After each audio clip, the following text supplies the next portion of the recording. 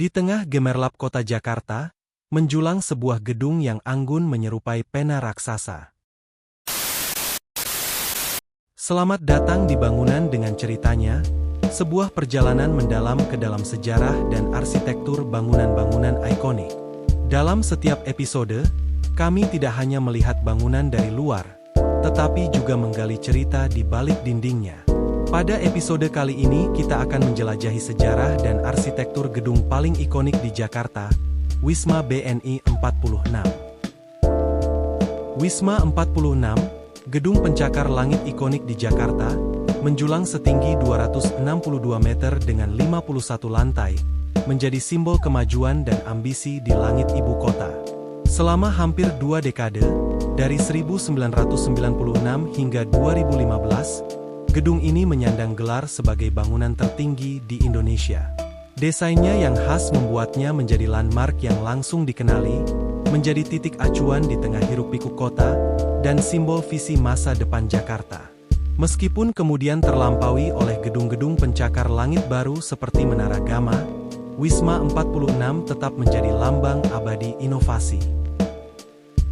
Sejarah Gedung Wisma 46. Gedung ini dibangun pada periode ketika Indonesia sedang mengalami pertumbuhan ekonomi yang signifikan, dan ada dorongan kuat untuk menunjukkan kemajuan negara melalui infrastruktur modern.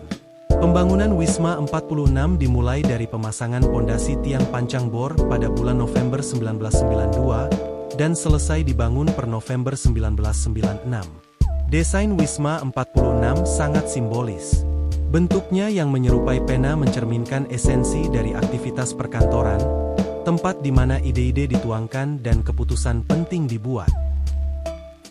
Arsitek Gedung Wisma 46. Gedung Wisma 46 dirancang oleh Zeidler Roberts Partnership, sebuah firma arsitektur internasional yang berbasis di Toronto, Kanada.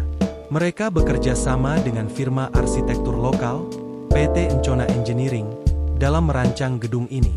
Zeidler Roberts Partnership dikenal atas karya-karya mereka yang inovatif dan elegan, dengan fokus pada desain yang fungsional dan estetis. Wisma 46, yang selesai dibangun pada tahun 1996, adalah salah satu contoh dari karya mereka yang menggabungkan simbolisme budaya dengan kebutuhan fungsional sebuah gedung perkantoran modern. Arsitektur metafora Gedung Wisma 46.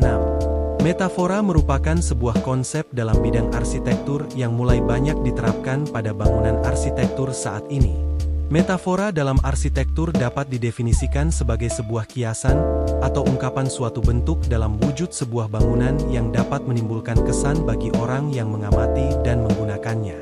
Anthony C. mengklasifikasikan bahwa metafora dibagi menjadi 3 kategori, yaitu intangible, tangible, dan combine. Metafora intangible atau metafora tak teraba adalah metafora dimunculkan dalam konsep dan ide, dengan mengambil esensi dari benda ataupun sesuatu yang dimetaforakan.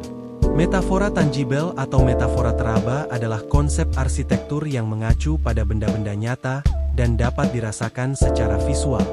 Metafora dimunculkan secara visual dari bentuk arsitektur maupun materialnya. Metafora combine adalah rancangan arsitektur yang menggunakan metafora teraba dan tak teraba sekaligus di dalamnya, baik dalam konsep, ide, persepsi, dan bentuk.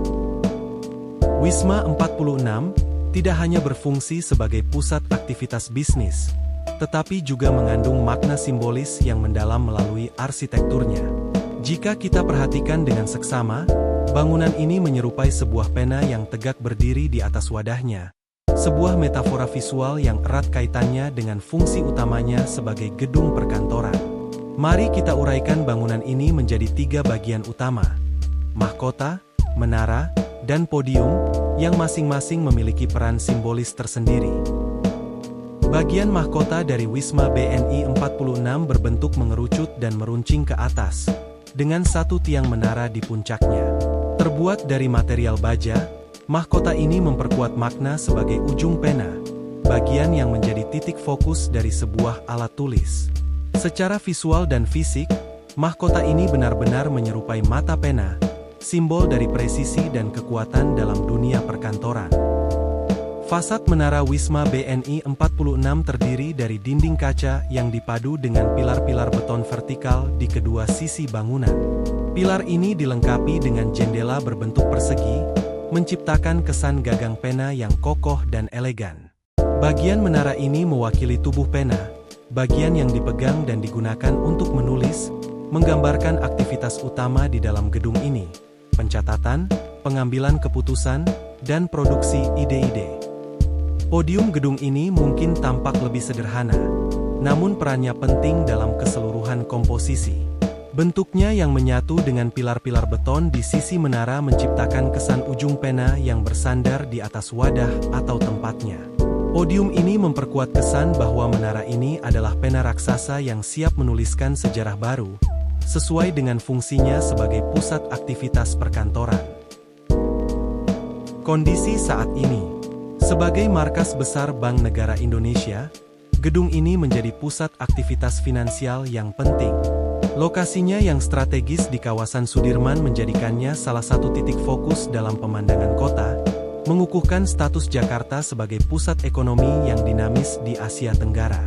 Di samping menjadi kantor dari berbagai perusahaan kelas dunia, tercatat beberapa bank, rumah makan, dan pertokoan menggelar gerainya di podium gedung yang memiliki luas lantai total 127.898 meter persegi ini. Saat ini kita harus berpisah dari keindahan gedung Wisma 46, sebuah cerita arsitektur yang menawan. Terima kasih telah menonton Bangunan dengan Ceritanya.